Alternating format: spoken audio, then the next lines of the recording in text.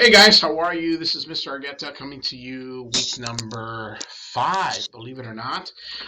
So first and foremost, cheers to you. Oh, by the way, this is let me show you. Today I am having a Nespresso, and this is our GNTC cup. So cheers to you. I hope you're having a good week. Something about coffee, just so delicious. But anyhow, here we are. We're week number 5. I had mentioned last week that you didn't have to reply, but thank you for those of you who went the extra mile and just replied. I hope we're all on the same page regarding the dropped the lowest scores.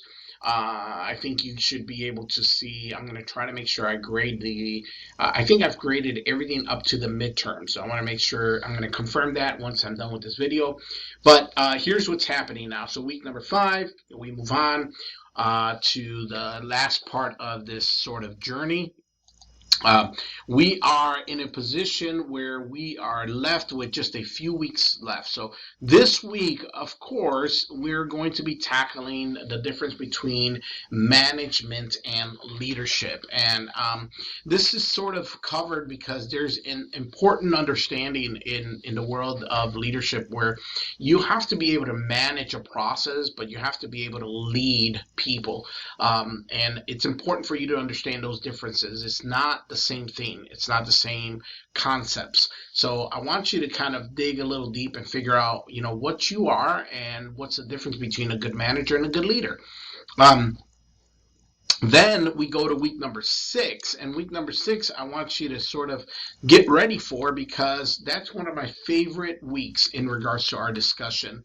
And the video that I posted was a video from a professor, Dr. Randy Potash, which is out of Carnegie Mellon, or he was from Carnegie Mellon.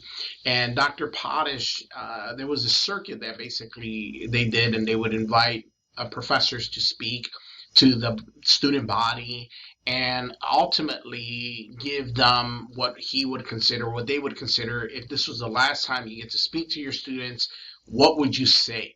And they created this circuit called The Last Lecture, and they invited him. And I'm not going to give away the full story. I think it's very interesting, very intriguing, very powerful message. Actually, one of the messages that encouraged me to move into the world of education. So I think you would enjoy it. You probably need a little more time than usual to watch this video. And then under that, it's not a required watch, but in 2019, I had the privilege, the honor of being named the Teacher of the Year in the state of Georgia for TCSG. It was a great opportunity to sort of display what we do here and how important it is to sort of take our job seriously. I hope that you guys through this process notice that I care about your process. I care about your journey. It's important for me to know that you guys are getting the information that's not only required by the state, but also necessary to become great leaders and managers in our workforce and develop these skills that I hope have throughout this journey of your business management career with us. Pick up these talents that you need.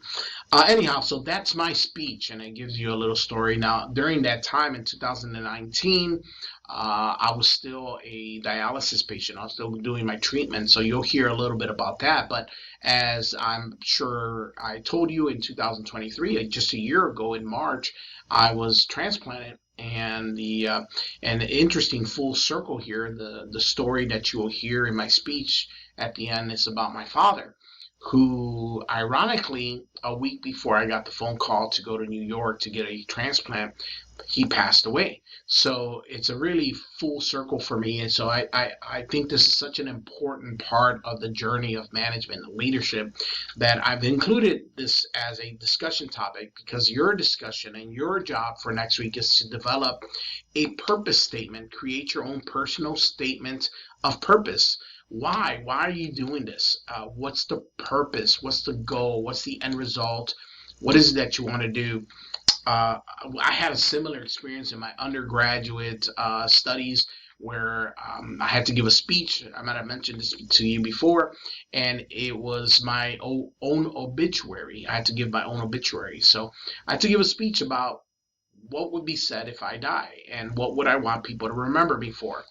And it really put things in perspective for me. And I was pretty young. I was still, going through my probably second or third year of college, and um, still pretty fresh at it, still pretty young. But it guided me a lot to understand what the end result will look like. What do I want people to remember me for? So that being said, as I mentioned, in this week, next week, you'll be writing your own purpose statements, and I really want you to focus on it because I think it's important for you to know. What is the goal? What is that you're doing this for? And you'll hear that story in my speech, and you'll hear it in Rodney Potash and how he lived his life and kind of go through that journey. So, that being said, then week number 7, you have no discussion. Is basically your 2 chapters and your final week. So, essentially, you have this week, next week, and the week after that, and we're done with the class. So, congratulations for being good hardworking people. I appreciate all the work. I hope you're enjoying this journey. And as always, please make sure you register.